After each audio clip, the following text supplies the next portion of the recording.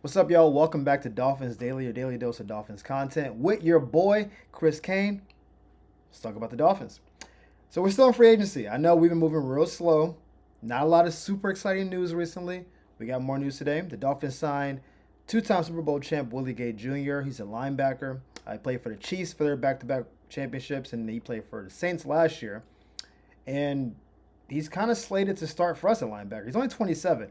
I thought he was 106. I ain't gonna lie to you. I thought I'd known Willie Gay for a long time, but he's only 27. Last year was not great for the Saints. I think it's one of those situations where he didn't fit in the scheme because he was healthy for most of the year. He played in a lot of games. He just didn't start a lot. But the Saints defense also wasn't particularly great. And the 2 years before that, he started for the Chiefs, who had arguably the best defense and won two Super Bowls. So unless from ages 26, 27, he forgot how to play, it feels more like a you're not my guy, or we have some younger players and we know we're going to cut you. I don't know all the logistics to why he didn't play a lot of the Saints. I've been very adamant about how dysfunctional I think the Saints are. So him not playing for the Saints last year a ton, like his stats, 28 touchdowns, 2 sacks, seems like whatever. But the year before that, he started 15 games for Kansas City. I'm like, okay, well, that defense was fantastic, and he obviously was very good for them. So I think this is actually a really good signing. It's only a 1 year deal, which is all we're giving out right now, other than to our old linemen. Everything else is a 1 year deal. We're not here for it. 1 year. Are you good? Are you not good? If you're good, extension. Not good, peace. Chris Greer is very simple this offseason. I don't have a lot of money. I'm just going to see what rises to the top. I'm waiting for the cream to rise to the top, right? If you're good, extension. Not good, road jack. Very simple. I think this is actually one of the better pickups because I think Willie Gay is going to end up starting on the team. And at the very least, he's very much in the mix to compete to start. He's not just depth, which we've signed a couple guys like, oh yeah, he might be cornerback 6. Like Eichenberg is not supposed to start this year, but if someone gets hurt, we can kind of insert him. Like that's a depth pick. I think Willie Gay is slated to be a starter, and if he does well and he's conditioned, he's not injured, I assume he will. Also, I like having Super Bowl champs in the room. I mentioned a few pods ago that I wanted Von Miller to come to the team because having a Super Bowl, having multiple, having a culture, I think what they did in Kansas City for basically the last 6 years is tremendous. Like the scheme they run, like how disciplined they've been, the fact that they've won. Just winning games is not always about what's on the field. A lot of winning games right here. We've seen teams, we've seen individual players just collapse when the game is on the line. You see them get out of character, jump off sides, receivers drop passes, quarterbacks just make errant throws. Like, what happened? It's like, oh no, the pressure got to me. When you've won as much as they've won in Kansas City, there's just something. It's like that. It's like a boogeyman effect. Every team in the fourth quarter who's up by less than a touchdown against Kansas City is like, here comes the loss. And how many times in the last couple of years has their defense in the most clutch moments made a play? 4th and 2, they get a batted ball. They get a sack. Like the DB is in perfect position and like they always make the play. I think having someone on the team who's won, who's been in those locker rooms, who's been at the highest levels, been great in the playoffs, can only help the team. Also, he's a 27-year-old linebacker. I assume it's going to be great just based on that. So I am a big fan of the signing. I think this is one of the better ones outside of Nick Westbrook. I think this is one of the best signings we've had. If he's healthy and he still has some juice, again, he's 27. I think this is really solid. I'm excited about this. We will see how it plays out, though. This one, I don't know. I'll just start off by, I don't know. We signed Arty Burns. Woof. I blew his name. Sorry, Arty. Shout out. That's on me. We signed Arty today. UM's own, Miami born, right? We signed Arty today, and I don't know what their plan is. It's another 1 year deal. Arty, first round pick, career hasn't really worked out. We thought it would be really good.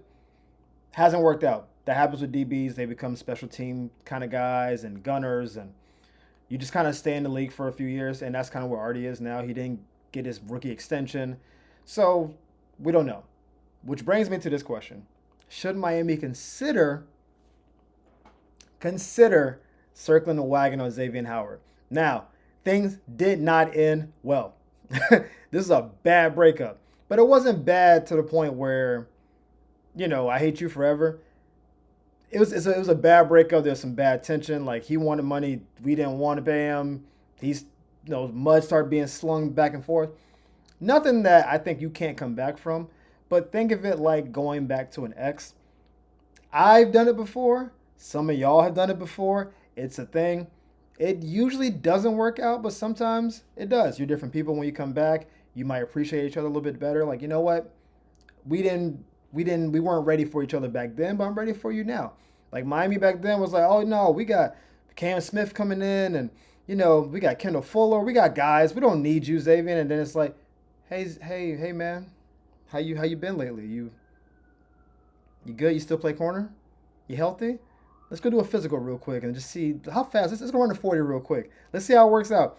You sometimes circle the block, come back, and sometimes it's better around. And again, whatever, if he does come back around and we do end up doing this, it will only be a 1-year deal. We're not going to give him a long-term extension.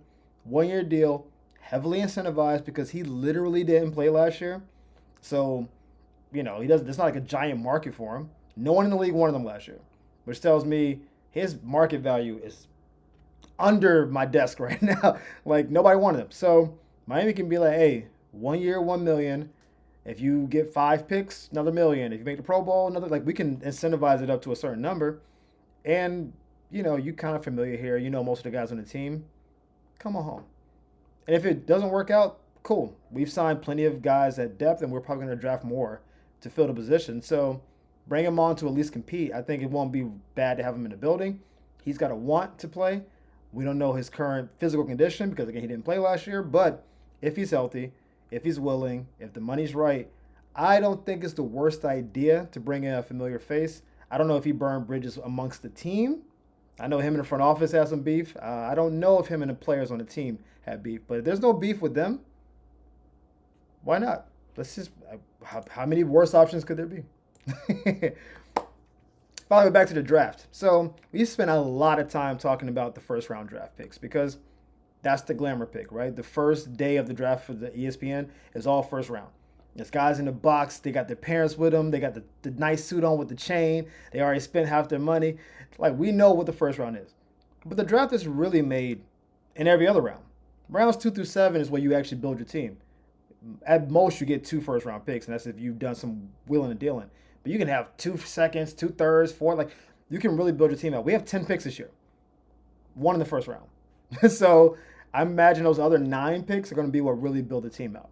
So outside of the first round, who should we be targeting? I believe we're going to offensive line or secondary in the first round. That's my belief. I know I did a Shador story. I don't believe that's going to happen, but it could. I think post-first round, we need to attack D-line for sure. I don't like our D-line situation right now. We're still waiting for Calais. We'll see what happens. I think as a prospect that you're probably not hearing a lot about because of where he went to college, Darius Alexander, because he went to Toledo. And so when you don't go to a Power 5 upper echelon conference, you kind of just get buried, right? I think he's rated like D lineman 7 or 8. But most of that is you went to Toledo.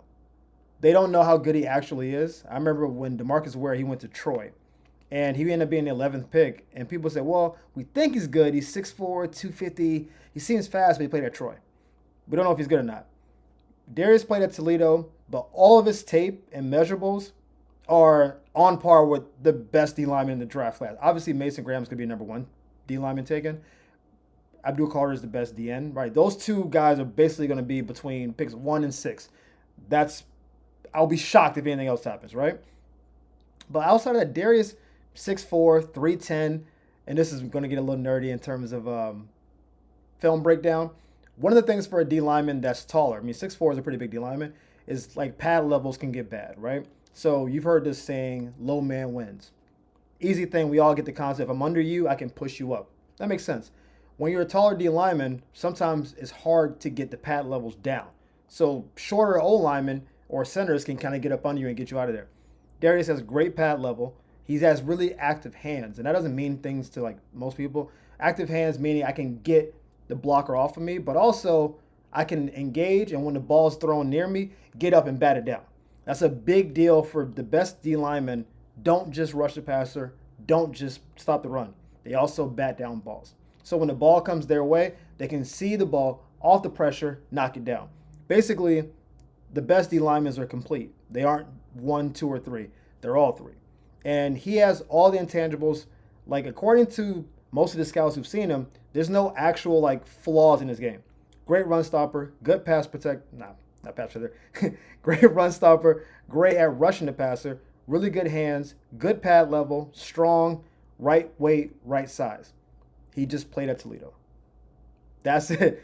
We don't know if he's good because Toledo's competition is not great. But he tested well at the combine, has ideal size, did his job well. The tape is good. Think the competition is relatively low. And that could go either way. Sometimes guys are just great and they just end up at a school because of scholarship situations or they want to be near home. A lot of reasons to go to a small college. But the skill is there. The tape is there. I think if we find him in the second, possibly third round, what an absolute steal. I can see him immediately starting and being a like Milton Williams type player, like Hargrave type player. He's not as good as Jalen Carter. Like Jalen Carter should have been probably number 1 pick in the draft, honestly. But he did some off the field stuff. But I think he would be a great pick later in the draft. Our D line is very weak right now. Even if we bring Calais back, still one of our weakest positions. I think if we can get him, that would be great.